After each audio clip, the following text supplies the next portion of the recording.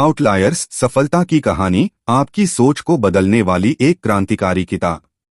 आपसे सवाल, क्या सफलता केवल टैलेंट और कड़ी मेहनत का नतीजा होती है, या फिर हमारी परवरिश, समाज और अवसर भी इसमें छिपे हुए रहस्य होते हैं? नमस्कार मित्रों, स्वागत है आपका teacher and coach Santosh Kumar के इस विशेष ऑडियो बुक समरी में, जहां हम आज एक ऐसी किताब की बात करेंगे जो आपकी सफलता को देखने और समझने के नजरिए को हमेशा के लिए बदल देगी। Outliers, the story of success. जब हम Bill Gates, Steve Jobs, Elon Musk जैसे दिग्गजों की बात करते हैं तो हमें लगता है कि ये लोग बचपन से ही असाधारण थे। लेकिन क्या यह सच है? क्या सफलता का रहस्य केवल प्रतिभा और कठिन परिश्रम में छिपा है, या फिर इसमें कुछ अनदेखे और अनसुने तत्व भी शामिल होते हैं? मैल्कम ग्लैडवेल की यह बेस्टसेलर किताब हमें बताती है कि असली आउटलायर्स कौन होते हैं और वे इतनी ऊंचाइयों तक कैसे पहुंचते हैं।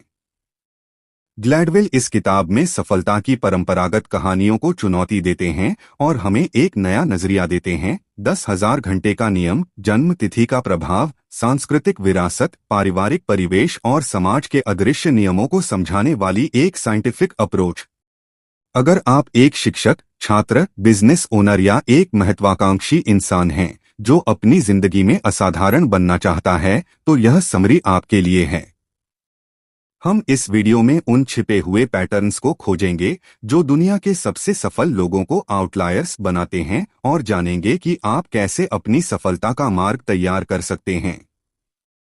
तो तैयार हो जाइए, क्योंकि यह समरी आपके सोचने का तरीका ही नहीं बल्कि आपके भविष्य को भी बदल सकती है।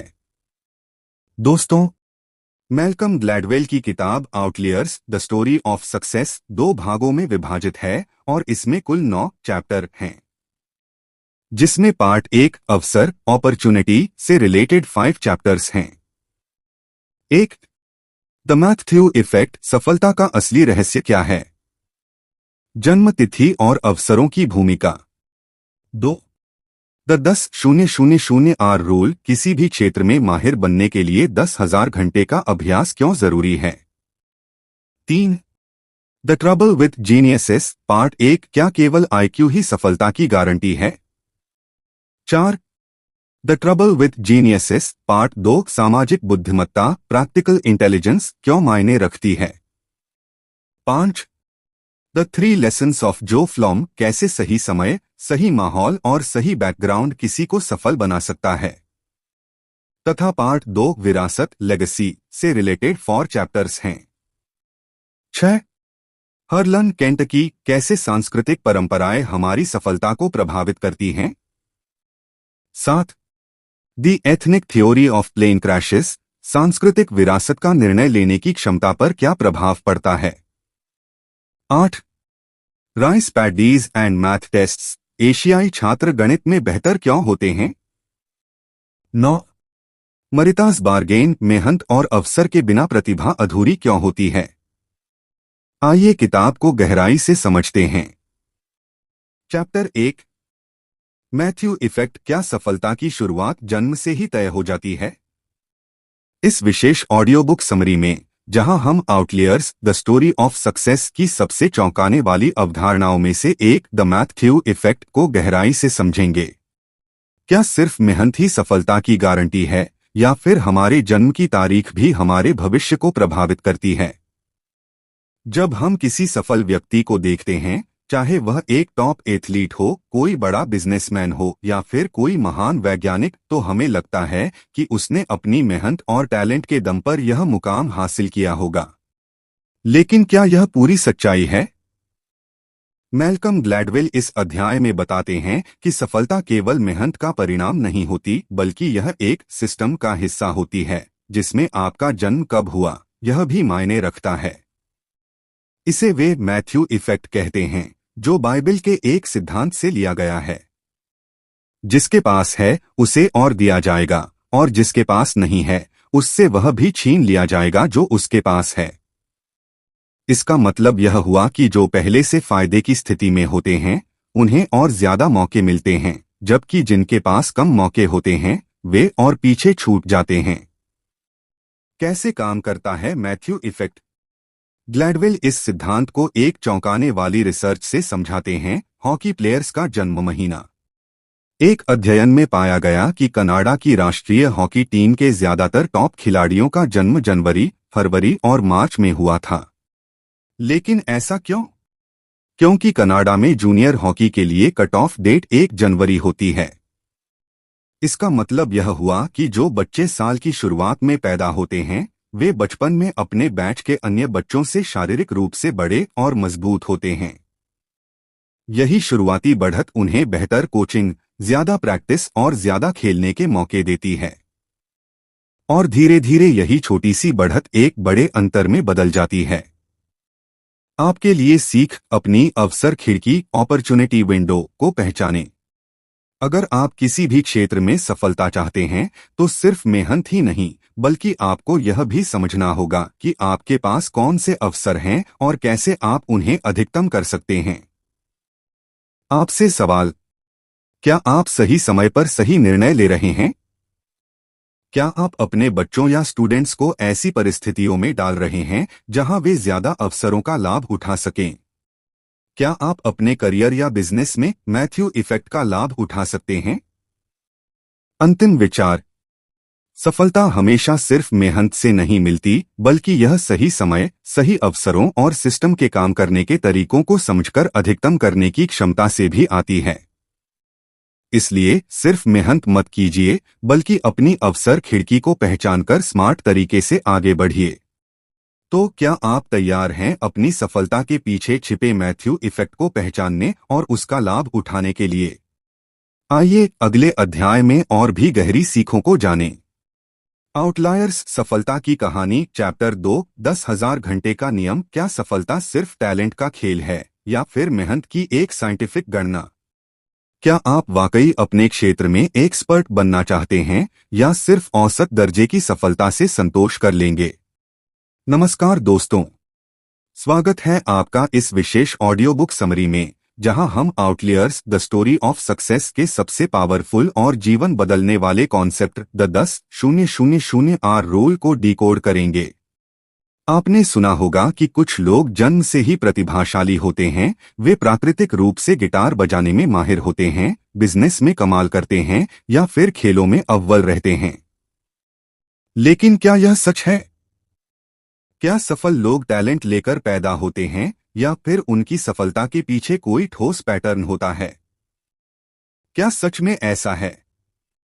मैल्कम ग्लैडवेल इस अध्याय में बताते हैं कि दुनिया के हर महान व्यक्ति ने कम से कम 10,000 घंटे का अभ्यास किया है, तभी वे अपने क्षेत्र में बेजोड़ बन सके हैं। 10,000 घंटे का रहस्य, प्रतिभा से ज्यादा जरूरी है अभ्यास। इस नियम की पुष्टि करने के लिए ग्लैडवेल ने कई रिसर्च स्टडीज को एनालाइज किया। उन्होंने पाया कि बीटल्स, जब ये बैंड दुनिया भर में फेमस हुआ, तब तक वे 10,000 घंटे से ज्यादा लाइव परफॉर्मेंस दे चुके थे।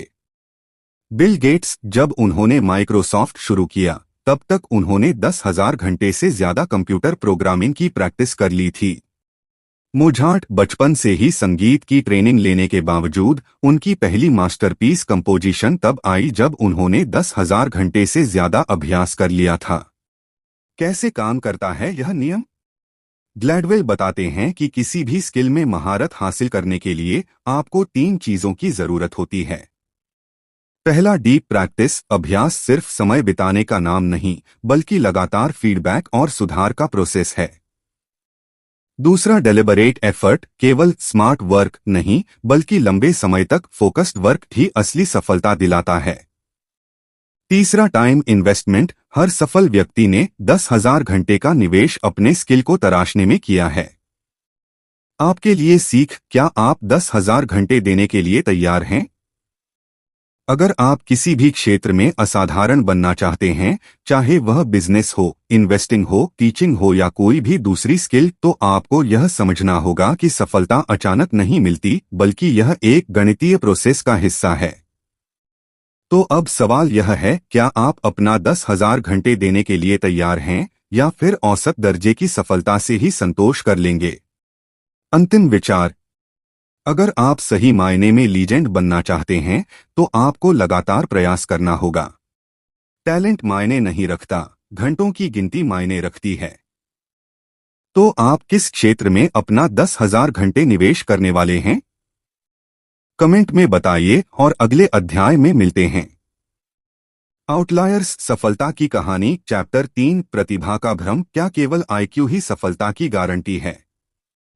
क्या दुनिया के सबसे सफल लोग सिर्फ इसलिए सफल हैं क्योंकि उनका आईक्यू असाधारण रूप से ज्यादा है, या फिर इसमें कुछ और छुपा रहस्य है? हम अक्सर सोचते हैं कि अगर किसी का आईक्यू 150 या 160 है तो वह निश्चित रूप से जीवन में सफल होगा। लेकिन क्या यही सच है? क्या सिर्फ हाई आईक्यू ही आपको अमीर, प्रभावशाली और सफल बना सकता है? मैल्कम ग्लैडवेल कहते हैं कि आईक्यू सिर्फ एक सीमा तक मदद करता है, लेकिन एक पॉइंट के बाद यह ज्यादा मायने नहीं रखता। असली सफलता कई और फैक्टर्स पर निर्भर करती है। क्या आईक्यू से बड़ी भी कोई चीज होती है? इसका जवाब हमें दो असाधारण उदाहरणों से मिलता है। क्रिस लैंगन इस व्यक्ति का आईक्यू 195 था, जो आइंस्टीन से भी ज्यादा था। लेकिन वह जीवन में ज्यादा सफलता नहीं पा सका क्योंकि उसके पास सोशल स्किल्स और अवसरों का सही उपयोग करने की क्षमता नहीं थी। रॉबर्ट ओपेनहाइमर, जिनका आईक्यू क्रिस लैंगन से कम था, लेकिन उन्होंने अपनी सोशल इंटेलिजेंस और अवसरों को पहचानने की क्षमता के कारण इतिहास रच दिया और मैनहट्टन प्रोजेक्ट के प्रमुख वैज्ञानिक बने। ग्लैडवेल बताते हैं कि आईक्यू केवल एक पैरामीटर है, लेकिन असली सफलता के लिए व्यावहारिक बुद्धिमत्ता, प्रैक्टिकल इंटेलिजेंस ज्यादा जरूरी होती है। क्या आप सही समय पर सही निर्णय ले सकते हैं? क्या आप लोगों से बातचीत करके अवसर बना सकते हैं? क्या आप समस्याओं का हल निकालने में एक्सपर्ट हैं? आपके लिए सीख। अगर आप सोचते हैं कि केवल अच्छी डिग्री या ज्यादा आईक्यू ही आपको सफल बनाएगा, तो यह एक भ्रम है। असली सफलता नेटवर्किंग, अवसरों को पहचानने, सोशल स्किल्स और लगातार मेहनत करने की क्षमता पर निर्भर करती है। आपके जीवन में सबसे बड़ा योगदान आपकी डिग्री और आईक्यू ने दिया है, या फिर आपके सही फैसलों और अवसरों ने? अंतिम विचार। अगर आप भी अपने क्षेत्र में अव्वल बनना चाहते हैं, तो केवल आईक्यू बढ़ाने पर ध्यान न दें, बल्कि अपनी सोशल स्किल्स, अवसर पहचानने की क्षमता और प्रैक्टिकल इंटेलिजेंस को भी मजबूत करें। तो आप क्या चुनेंगे, सिर्फ आईक्यू या फिर व्यावहारिक बुद्धिमत्ता के साथ असली सफलता? आउटलायर्स सफलता की कहानी chapter 4 the trouble with geniuses part 2 inch, जिसमें हम सीखेंगे कि सामाजिक बुद्धिमत्ता, प्रैक्टिकल इंटेलिजेंस असली सफलता के लिए कितनी महत्वपूर्ण है। क्या केवल पढ़ाई में टॉप करने से ही जीवन में सफलता मिलती है, या फिर लोगों से सही तरीके से बातचीत करने और अवसरों को पहचानने की कला ज्यादा महत्वपूर्ण है? अक्सर हम सोचते हैं कि सबसे तेज दिमाग वाले लोग ही सबसे सफल होते हैं, लेकिन मैल्कम ग्लैडवेल हमें बताते हैं कि सिर्फ आईक्यू सफलता की गारंटी नहीं देता। असली सफलता के लिए प्रैक्टिकल इंटेलिजेंस की जरूरत होती है। प्रैक्टिकल इंटेलिजेंस क्या है? ग्लैडवेल बताते हैं कि प्रैक्टिकल इंटेलिजेंस का मतलब होता है सही समय पर सही चीज बोलना, लोगों को प्रभावित करना, अवसरों को पहचानना और खुद को अलग तरह से प्रस्तुत करना।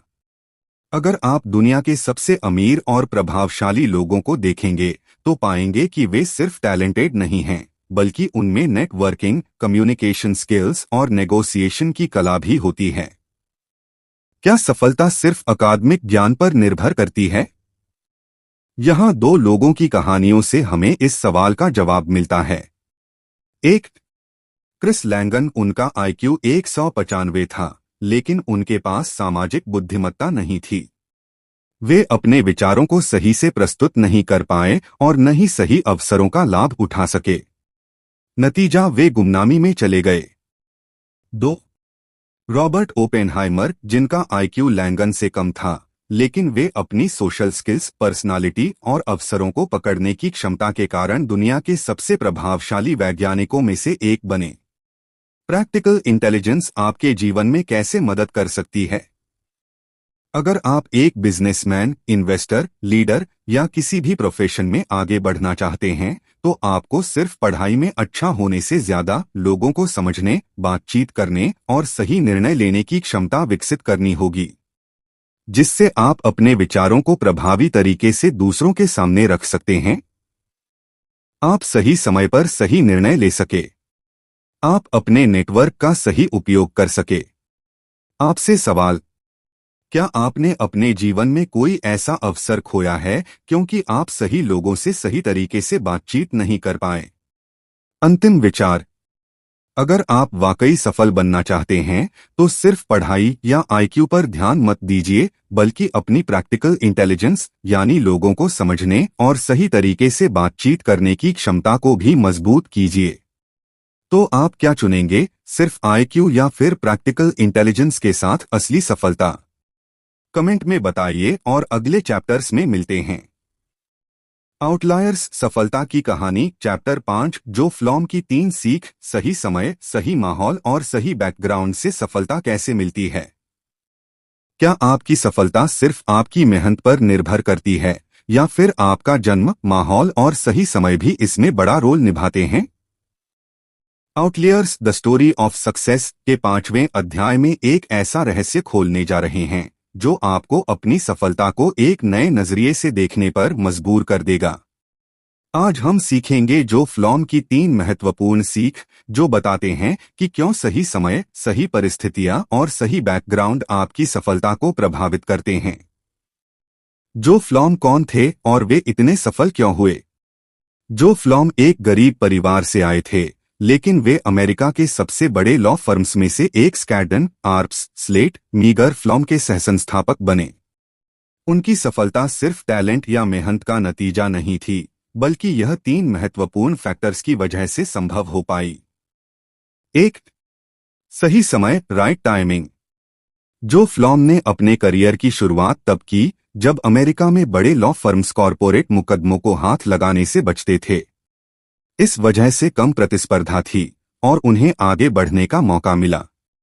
अगर वे 10 साल पहले या बाद में पैदा होते तो शायद यह संभव नहीं होता। 2. सही माहौल, राइट एनवायरनमेंट। जो फ्लॉम यहूदी समुदाय से आते थे, जहां मेहनत, संघर्ष और अवसरों को पहचानने की गहरी समझ थी। उनके आसपास के लोगों ने उन्हें सीखने और आगे बढ़ने के लिए सही माहौल दिया। अगर वे किसी और सामाजिक पृष्ठभूमि में होते तो शायद इतनी सफलता न पाते। 3. सही बैकग्राउंड, राइट बैकग्राउंड। उनके माता पिता गरीब थे, लेकिन वे कठिन परिश्रम और धैर्य में विश्वास रखते थे। इससे जो फ्लॉम को कभी हार न मानने की मानसिकता मिली, जिसने उन्हें असफलताओं से डरने की बजाय उनसे सीखने की ताकत दी। आपके लिए सीख, सफलता सिर्फ मेहनत से नहीं, बल्कि सही समय, सही मौके और सही माहौल से भी आती है। अगर आप सोचते हैं कि सिर्फ टैलेंट और मेहनत से ही सब कुछ हासिल किया जा सकता है, तो यह अधूरी सच्चाई है। क्या आप अपने समय के हिसाब से सही मौके पहचान पा रहे हैं? क्या आप खुद को ऐसे माहौल में रख रहे हैं जहां आपकी तरक्की संभव हो? क्या आपका बैकग्राउंड आपके लिए एक ताकत बन सकता है? क्या आपने कभी ऐसा महसूस किया है कि अगर आपको थोड़ा बेहतर माहौल, सही समय या सही गाइडेंस मिलती तो आप आज कहीं ज्यादा सफल होते?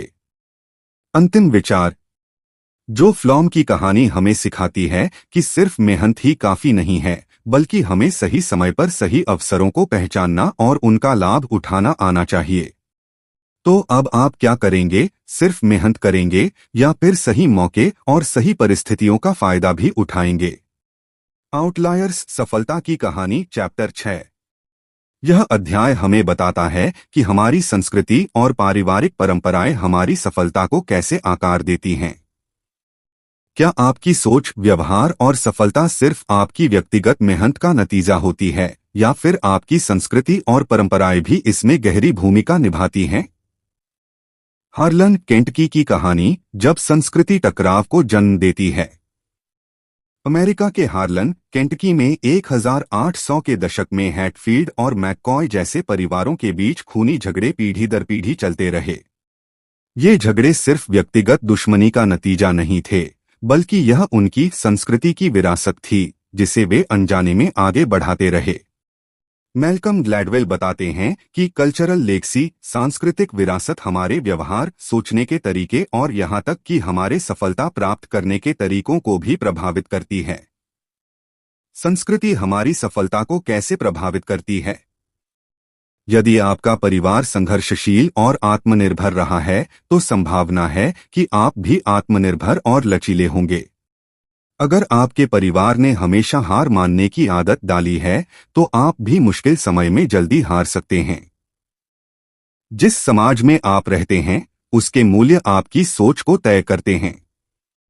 अगर आप एक ऐसे माहौल में पले बढ़े हैं जहां कड़ी मेहनत और अनुशासन को महत्व दिया जाता है, तो आपके सफल होने की संभावना ज्यादा होगी।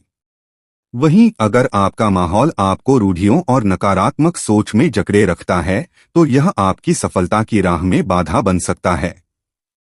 संस्कृति और आत्मविश्वास। अलग अलग संस्कृतियों में लोगों के आत्मविश्वास और संघर्ष करने की क्षमता में अंतर होता है। उदाहरण के लिए, एशियाई देशों में अनुशासन और धैर्य को सफलता की कुंजी माना जाता है, जबकि पश्चिमी देशों में आत्माभिव्यक्ति और नवाचार को। क्या आपकी संस्कृति आपको आगे बढ़ा रही है या रोक रही है? अगर आप सफलता चाहते हैं, तो यह समझना जरूरी है कि आपकी पारिवारिक और सामाजिक संस्कृति आपको मदद कर रही है या आपको सीमित कर रही है। क्या आपको लगता है कि आपकी पारिवारिक और सामाजिक संस्कृति ने आपके करियर और सफलता पर असर डाला है? अगर हाँ, तो किस तरह? अंतिम विचार। अगर आप सही मायनों में सफल बनना चाहते हैं, तो आपको अपनी सांस्कृतिक विरासत को पहचानना और उसकी कमजोरियों को दूर करना होगा। सफलता सिर्फ आपकी मेहनत का परिणाम नहीं है, बल्कि आपके आसपास की परंपराएं और सोच भी इसमें बड़ी भूमिका निभाती हैं। तो अब सवाल यह है, क्या आप अपनी संस्कृति की सीमाओं को तोड़कर आगे बढ़ने के लिए तैयार हैं? कमेंट में बताइए।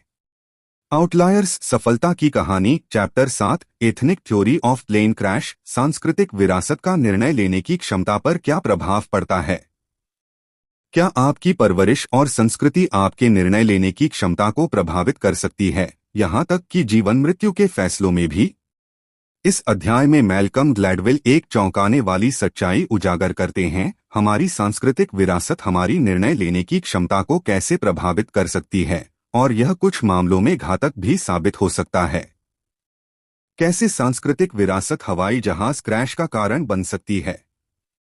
ग्लैडवेल ने कुछ ऐसे हवाई हादसों का विश्लेषण किया जिनमें विमान तकनीकी रूप से ठीक था, लेकिन फिर भी क्रैश हो गया।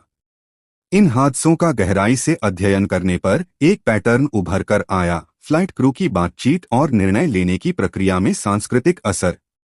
उदाहरण के लिए, कोरियन एयर और कोलंबियन एयरलाइंस में कई वर्षों तक दुर्घटनाओं की दर अधिक थी। जब इन घटनाओं की जांच की गई, तो पाया गया कि कई मामलों में कोपायलट और अन्य क्रू मेंबर्स कैप्टन को अपनी चिंताओं को खुलकर नहीं बता सके। कारण, सांस्कृतिक रूप से इन देशों में वरिष्ठ अधिकारियों के प्रति पावर डिस्टेंस यानी उच्चाधिकारियों को चुनौती न देने की प्रवृत्ति बहुत मजबूत थी। ग्लैडवेल बताते हैं कि कुछ संस्कृतियों में पावर डिस्टेंस अधिक होता है, यानी वहां जूनियर अधिकारी सीनियर को चुनौती देने से हिचकिचाते हैं।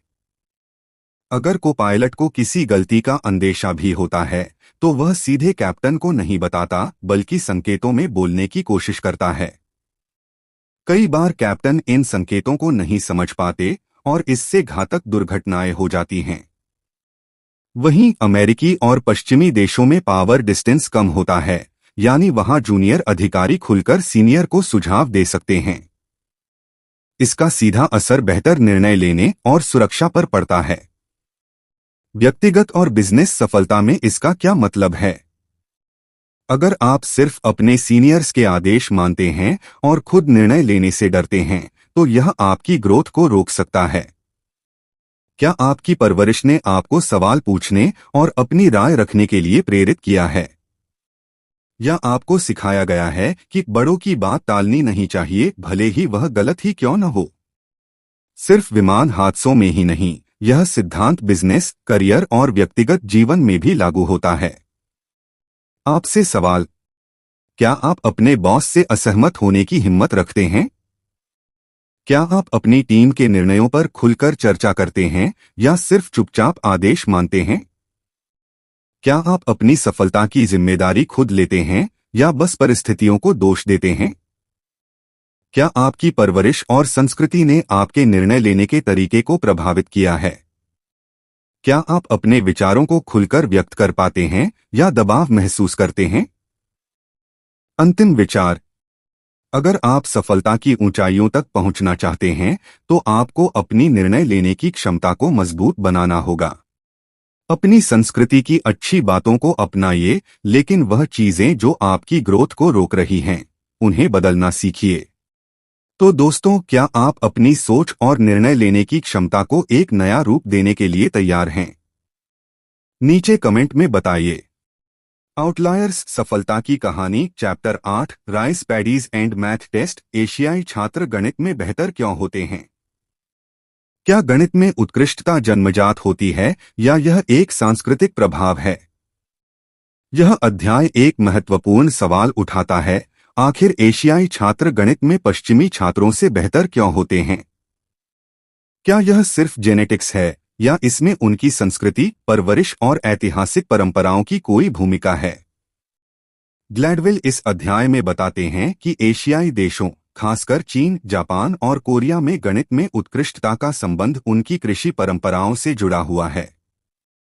सदियों से एशियाई किसान चावल की खेती करते आए हैं।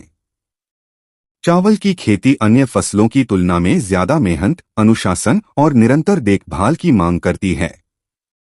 एक सफल चावल किसान को हर मौसम में मेहनत करनी पड़ती है, पानी के स्तर को संतुलित रखना पड़ता है और मिट्टी की देखभाल करनी होती है। ग्लैडवेल का तर्क है कि इस गहन मेहनत की मानसिकता पीढ़ियों तक चली आ रही है और यह शिक्षा प्रणाली में भी दिखती है। गणित के सवालों को हल करना भी एक मानसिक अनुशासन की मांग करता है। जो छात्र अधिक धैर्य और निरंतर अभ्यास करते हैं, वे कठिन गणितीय समस्याओं को हल करने में बेहतर होते हैं। एशियाई संस्कृति में यह मानसिकता गहराई से जमी हुई है कि मेहनत ही सफलता की कुंजी है। ग्लैडवेल ने यह भी पाया कि चीनी, जापानी और कोरियाई भाषाओं में संख्याओं की संरचना अधिक तार्किक और आसान होती है। उदाहरण के लिए, अंग्रेजी में 17 और 70 जैसे शब्द भ्रमित कर सकते हैं, लेकिन चीनी में यह 10-7 शाब्दिक रूप से 10+7 के रूप में स्पष्ट होता है। इसका परिणाम, एशियाई बच्चे बहुत छोटी उम्र में गणितीय गणनाएं अधिक तेजी से सीख लेते हैं। सफलता के लिए सीख, मेहनत, धैर्य और निरंतरता ही वास्तविक प्रतिभा है। गणित में महारत हासिल करने के लिए मानसिक अनुशासन जरूरी है, न कि जन्मजात प्रतिभा। क्या मेहनत और अनुशासन बुद्धिमत्ता से ज्यादा महत्वपूर्ण है? अगर हम अपनी सोच और आदतों को बदल दें, तो क्या हम भी किसी भी क्षेत्र में महारत हासिल कर सकते हैं? अंतिम विचार। अगर आप गणित, बिजनेस या किसी भी क्षेत्र में सफल होना चाहते हैं, तो आपको अनुशासन और निरंतर प्रयास करने की मानसिकता विकसित करनी होगी। सफलता का कोई शॉर्टकट नहीं होता, यह मेहनत और सही दृष्टिकोण का परिणाम होती है। तो दोस्तों, क्या आप अपनी मेहनत और अनुशासन को अगले स्तर पर ले जाने के लिए तैयार हैं? आउटलायर्स सफलता की कहानी पार्ट 9 मारिता की डील। मेहनत और अवसर के बिना प्रतिभा अधूरी क्यों होती है? क्या केवल टैलेंट ही सफलता के लिए काफी है या सही अवसर और कड़ी मेहनत अनिवार्य हैं? अब हम outliers the story of success के सबसे प्रेरणादायक अध्यायों में से एक पर चर्चा करने जा रहे हैं। यह अध्याय एक महत्वपूर्ण सवाल उठाता है, क्या केवल प्रतिभा, टैलेंट ही सफलता की गारंटी देती है या सही अवसर और मेहनत भी उतने ही जरूरी हैं? ग्लैडवेल इस अध्याय में हमें मारिता नाम की एक छात्रा की कहानी सुनाते हैं, जो दिखाती है कि सिर्फ टैलेंट होना काफी नहीं है, बल्कि अवसरों को पहचानना और मेहनत करना भी उतना ही महत्वपूर्ण है। मारिता न्यूयॉर्क के ब्रोंक्स इलाके में रहने वाली एक साधारण लड़की थी, लेकिन उसकी जिंदगी तब बदल गई जब उसे KIPP knowledge is power program school में एडमिशन मिला। KIPP स्कूल एक ऐसा विशेष प्रोग्राम था जहां बच्चों को असाधारण रूप से कड़ी मेहनत करनी पड़ती थी। मारिता और उसके साथी छात्र सुबह जल्दी स्कूल जाते, देर रात तक पढ़ाई करते और वीकेंड्स पर भी होमवर्क करते थे। इस स्कूल की सबसे बड़ी खासियत थी कि यह हर बच्चे को बराबर अवसर देता था, फिर चाहे वे किसी भी आर्थिक पृष्ठभूमि से क्यों न आए हों। ग्लैडवेल यह दिखाते हैं कि मारिता जैसी छात्राएं जो मेहनत के लिए तैयार रहती हैं और सही अवसर पाती हैं, वे असाधारण ऊंचाइयों तक पहुंच सकती हैं। सफलता का फॉर्मूला: अवसर प्लस मेहनत टैलेंट। सिर्फ बुद्धिमान या टैलेंटेड होने से कुछ नहीं होता। जो लोग सही अवसर को पहचानते हैं और मेहनत करने को तैयार रहते हैं, वही असली सफल होते हैं। KIPP स्कूल की तरह जीवन में भी अगर हमें सही प्लेटफॉर्म मिले और हम उसे पूरी मेहनत से अपनाएं, तो हम कुछ भी हासिल कर सकते हैं। सफलता उन लोगों को मिलती है जो अवसरों का फायदा उठाना जानते हैं। हर सफल व्यक्ति को अपने रास्ते में कठिन परिश्रम करना पड़ता है। अगर आप भी अपनी जिंदगी में बड़े बदलाव लाना चाहते हैं, तो पहले अपने मौजूदा अवसरों को पहचानिए और फिर उन पर काम करना शुरू कीजिए। आपसे सवाल: अगर आपको भी कोई ऐसा अवसर मिले जहां आपको सामान्य से ज्यादा मेहनत करनी पड़े, तो क्या आप उसे अपनाने के लिए तैयार होंगे? क्या आप अपनी सफलता के लिए कोई मारिता की डील साइन करने को तैयार हैं? अंतिम विचार: सिर्फ टैलेंट पर निर्भर मत रहिए। आपके पास जो भी अवसर हैं, उन्हें पूरी मेहनत से भुनाइए। अगर एक साधारण लड़की के IPP स्कूल में एडमिशन लेकर अपनी जिंदगी बदल सकती है, तो आप भी अपने जीवन में बड़े बदलाव ला सकते हैं। तो दोस्तों, आपने इस पुस्तक के सभी चैप्टर्स को अच्छे से समझ लिया। हम लोग आउटलियर्स द स्टोरी ऑफ सक्सेस के सबसे महत्वपूर्ण हिस्से पर चर्चा करेंगे। इस किताब का निष्कर्ष जो सफलता का असली रहस्य उजागर करता है। हम अक्सर मानते हैं कि सफल लोग खास गुणों के साथ पैदा होते हैं, असाधारण टैलेंट, उच्च IQ या फिर बचपन से ही अलग सोचने की क्षमता। लेकिन इस किताब ने इस सोच को पूरी तरह बदल दिया। ग्लैडवेल यह साबित करते हैं कि सफलता सिर्फ व्यक्ति की काबिलियत, मेहनत और सोच पर निर्भर नहीं करती, बल्कि उसके आसपास के अवसर, सामाजिक परिस्थितियां और संस्कृति का भी उतना ही बड़ा योगदान होता है। तो क्या सीखने को मिला? 1. अवसरों का महत्व: सिर्फ मेहनत काफी नहीं, अगर सही समय पर सही अवसर न मिले। 2. 10,000 घंटे का नियम: कोई भी क्षेत्र हो, उसमें महारत हासिल करने के लिए निरंतर अभ्यास जरूरी है। 3. सामाजिक और सांस्कृतिक प्रभाव: आपकी परवरिश, आपकी भाषा, आपके परिवार के मूल्य, ये सब आपकी सफलता को प्रभावित करते हैं। 4. नेटवर्क और सहायता: अकेले सफल होना कठिन है। जो लोग सही मेंटरशिप और सपोर्ट सिस्टम पाते हैं, वे तेजी से आगे बढ़ते हैं। 5. सही माहौल: आपका आसपास का वातावरण आपकी सोच और फैसलों को प्रभावित करता है। सफलता केवल हमारी मेहनत और टैलेंट पर निर्भर नहीं करती, बल्कि अवसरों और परिस्थितियों पर भी निर्भर करती है। तो हम कैसे सुनिश्चित करें कि हम सही मौके को पहचानें और उसका पूरा फायदा उठाएं? तो दोस्तों, आउटलियर्स हमें यह सिखाती है कि हमारी सफलता सिर्फ हमारे टैलेंट या IQ पर निर्भर नहीं करती, बल्कि हम जिस वातावरण में बड़े होते हैं, हमारे पास कौन से अवसर होते हैं और हम उन अवसरों का कितना सही उपयोग करते हैं, यही असली गेम चेंजर है। अब बारी आपकी है। क्या आप अपने जीवन में सही अवसरों को पहचानकर अपनी मेहनत और अभ्यास के साथ खुद को असली आउटलियर बनाने के लिए तैयार हैं? अगर आपको यह वीडियो पसंद आया तो इसे लाइक करें, कमेंट में बताएं कि आपकी सबसे बड़ी सीख क्या रही और चैनल को सब्सक्राइब करना न भूलें। हम जल्द ही एक और बेहतरीन किताब के सारांश के साथ मिलेंगे। धन्यवाद।